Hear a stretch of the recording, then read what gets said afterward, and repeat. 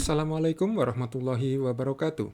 Pada video kali ini kita akan membahas tahap keempat, yakni fully synchronized atau tersinkronisasi penuh.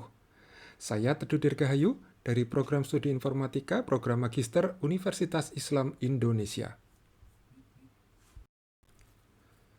Berikut ini adalah referensi yang digunakan pada video ini, yakni buku karangan Tony Saldana tahun 2019 berjudul Why Digital Transformation Fail, terbitan Barrett Kohler Publishers. Pada tahap ini, enterprise sudah memiliki platform digital atau model bisnis digital baru secara lengkap.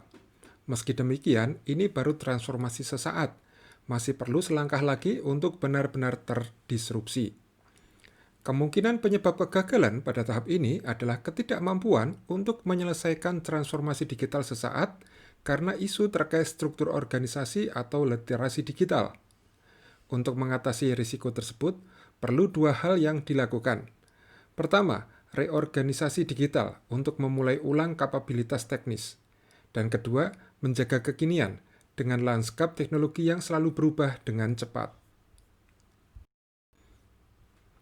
Kembali ke gambar ini, kita akan melihat bagaimana enterprise berpindah dari tahap ketiga ke tahap keempat dengan reorganisasi digital dan menjaga kekinian.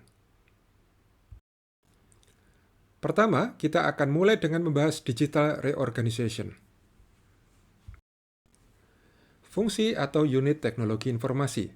Tiap enterprise mempunyai nama yang berbeda untuk unit organisasi yang terlibat dalam kapabilitas digital. Misal, fungsi teknologi informasi, fungsi Chief Digital Officers, Global Business Services, atau Transformation Office. Teknologi, lingkup operasi, dan keahlian teknologi informasi mempunyai umur yang pendek. Teknologi informasi membutuhkan pemahaman dan kesadaran yang berbeda. Fungsi teknologi informasi yang baru tidak sekedar mengurusi platform teknologi, proyek-proyek baru, atau keahlian baru, tetapi lebih pada memimpin keseluruhan fungsi dan unit bisnis dalam enterprise menuju model bisnis baru yang berbasis teknologi. Enterprise digital memerlukan tiap fungsi atau unit melakukan operasinya secara digital.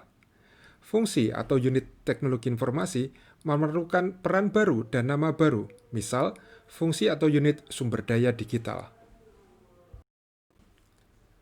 Enterprise perlu mendesain ulang kapabilitas teknologi informasi generasi mendatang.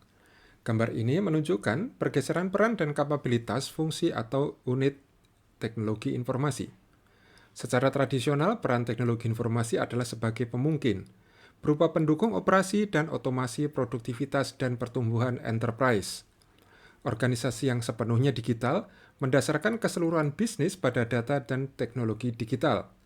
Teknologi bukan sekedar sebagai pemungkin, melainkan sebagai landasan model bisnis enterprise.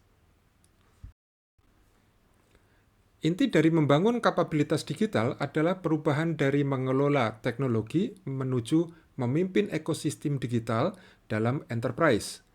Ada teknologi, platform, dan keahlian orang yang perlu berubah. Setidaknya ada 6 aspek. Pertama, platform teknologi yang lebih fleksibel. 2, eksekusi yang lebih lincah. 3, keahlian pada teknologi-teknologi baru. 4, kapabilitas baru untuk memimpin transformasi digital. 5, tata kelola ekosistem digital. Dan yang keenam adalah ekosistem vendor yang mutakhir. Seperti apa fungsi dan unit sumber daya digital itu? Pertama, otak atau strategi terpusat, tetapi kehadiran atau eksekusinya tersebar di seluruh enterprise. 2, sedikit kontrol, yang mengizinkan peran-peran untuk membangun kapabilitas digital dan inovasi disruptif. 3, keahliannya merupakan campuran antara otak kiri, hard skill atau prosedural, dan otak kanan, soft skill atau kreativitas. Soft skill diperlukan untuk mengelola dengan memberi pengaruh, sedangkan hard skill untuk menegakkan tata kelola. Dan keempat, disiplin ilmu seperti user experience atau pengalaman pengguna, pemikiran desain atau design thinking, inovasi disruptif strategis, atau proses system thinking merupakan keahlian teknologi yang penting. Enterprise harus melakukan pembaruan keahlian digital di keseluruhan enterprise untuk membangun kapabilitas sumber daya manusia yang diperlukan untuk mengoperasikan sistem tulang punggung digital enterprise. Beberapa di antaranya adalah pembaruan keahlian keseluruhan tenaga kerja, pembaruan kepemimpinan, kebijakan baru terkait antarmuka interaksi manusia dan mesin atau teknologi, protokol keamanan baru, dan organisasi yang lebih cair. Baik restrukturisasi fungsi atau unit IT dan pembaruan keahlian digital akan menjadi kapabilitas digital baru bagi enterprise. Berikut ini adalah daftar cek untuk melihat apakah enterprise sudah melakukan reorganisasi digital. 1. Apakah enterprise mempunyai strategi dan rencana untuk menangani pembaruan keahlian bagi pegawainya di era digital ini, baik pada sisi kepemimpinan dan literasi digital, kebijakan antarmuka manusia dan teknologi, struktur organisasi yang cair, keamanan digital, dan sebagainya.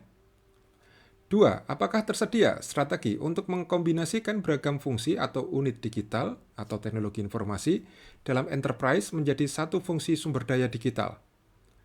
3. Apakah fungsi atau unit sumber daya digital mempunyai rencana untuk memperkenalkan platform teknologi yang lebih fleksibel dan scalable? 4.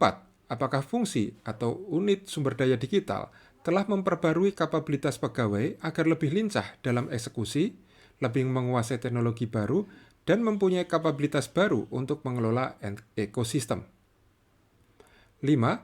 Apakah enterprise sudah memutakhirkan ekosistem vendor agar selaras dengan keahlian-keahlian yang dibutuhkan agar berhasil dalam transformasi digital? Jika semua dijawab ya, berarti enterprise sudah melakukan reorganisasi digital.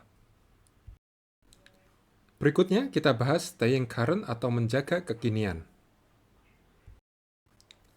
Pada aspek apa enterprise harus tetap menjaga kekinian?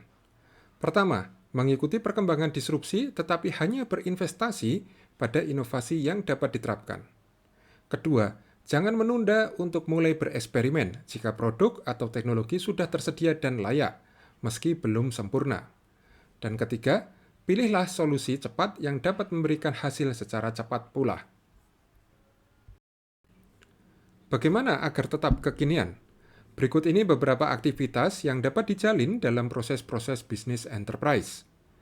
Pertama, menyediakan kesempatan pembelajaran bagi para eksekutif. Kedua, bermitra dengan penyedia modal atau venture kapitalis dan startups. Ketiga, memanfaatkan mitra untuk mengedukasi enterprise. Keempat, membuka data melalui API, Application Programming Interface, atau data gateway bagi pihak lain. Dan kelima, memilih duta atau ambasador digital bukan dari unit atau fungsi teknologi informasi. Berikut ini adalah penjelasan masing-masing. Pertama, menyediakan kesempatan pembelajaran bagi para eksekutif. Tidak ada cara yang lebih baik untuk membawa organisasi tetap menjaga kekinian selain dengan memberi contoh dari para eksekutif. Taktik yang dapat digunakan antara lain: 1. Reverse mentoring, di mana eksekutif mendapat mentoring dari para pakar di dalam dunia teknologi. 2. Mendefinisikan masalah disruptif. Masalah-masalah disruptif yang dijumpai didiskusikan secara terbuka, sehingga menjadi proses pembelajaran bagi semua yang terlibat. Ketiga, bekerja sama dengan industri yang saling melengkapi untuk berbagi ide-ide disruptif secara berkala. Dan keempat, mengelola sumber daya penasihat pada topik-topik tertentu. Berikutnya, bermitra dengan penyedia modal atau venture kapitalis dan startups. Setiap peluang dapat dituliskan dalam satu paragraf singkat dan diemailkan ke mitra penyedia modal, yang kemudian menghubungkan organisasi dengan sejumlah startup yang bekerja di bidang yang terkait. Interaksi yang terjadi dapat menghasilkan wawasan dan hubungan bisnis yang sangat bermanfaat. Hal ini karena disrupsi merupakan hal-hal yang dilakukan oleh para startup. Dan penyedia modal dan startup memerlukan umpan balik dari organisasi pengguna. Sedangkan enterprise membutuhkan pemikiran-pemikiran terbaru dari para penyedia modal dan startup. Kemudian memanfaatkan mitra untuk mengedukasi enterprise. Hal ini bisa dilakukan dengan menjadwalkan presentasi mengenai topik-topik terkait teknologi terbaru secara berkala, sehingga memberi peluang bagi vendor dan pakar internal untuk berbagi pengetahuan dalam waktu yang terbatas. Banyak perusahaan mitra bersedia dan senang untuk berpartisipasi karena merupakan kesempatan gratis bagi mereka untuk membawa pakarnya ke perusahaan klien dengan harapan membangun kesamaan kepakaran. Selanjutnya, membuka data melalui API (Application Programming Interface) atau data gateway bagi pihak lain. Cara ini merupakan cara yang sangat inovatif untuk memunculkan inovasi yang dapat diterapkan dan sekaligus menjaga kekinian. Ini dapat dilakukan dengan cara mengundang sejumlah pengembang perangkat lunak dan penyedia sumber daya teknis lainnya untuk mengakses data yang relevan dari enterprise untuk menyelesaikan masalah tertentu atau mengembangkan kasus-kasus penggunaan data yang inovatif. Tentu saja, enterprise perlu menetapkan perjanjian komersial sebelumnya untuk mengkompensasi dan menghargai orang-orang yang memunculkan ide dan aplikasi terobosan baru. Kini, kapasitas organisasi dalam menarik dan menerima sejumlah besar aplikasi terus bertumbuh secara eksponensial. Dan terakhir, memilih duta atau ambasador digital bukan dari unit atau fungsi teknologi informasi. Enterprise perlu mendorong pengguna yang paling melek teknologi untuk sesekali melatih pengguna lain atau melakukan roadshow teknologi informasi di unit lain. Biasanya mereka menyukai peluang untuk dikenal karena kepakaran mereka dalam teknologi informasi. Pengguna pakar dari fungsi atau unit selain teknologi informasi dapat menjadi perluasan bagi satuan literasi digital dalam enterprise. Berikut ini adalah daftar cek untuk mengetahui apakah enterprise sudah menjaga kekiniannya. 1. Apakah enterprise mempunyai strategi agar organisasi menjaga kekiniannya pada teknologi digital? 2. Apakah ada program literasi digital bagi manajemen puncak untuk membantu para eksekutif dalam menetapkan harapan literasi digital? 3. Apakah enterprise sepenuhnya memanfaatkan penyedia modal dan startup untuk memahami disrupsi terbaru di industrinya? 4. Apakah enterprise memasukkan vendor, mitra, dan pengguna yang melek teknologi untuk menyediakan edukasi secara berkelanjutan dengan gratis? Dan 5. Apakah enterprise sudah mengeksplorasi ekosistem terbuka untuk memunculkan kasus-kasus penggunaan data secara inovatif secara internal dan eksternal? Jika semua dijawab ya, berarti enterprise telah melakukan upaya-upaya untuk menjaga kekiniannya. Demikian video kali ini. Terima kasih. Wassalamualaikum warahmatullahi wabarakatuh.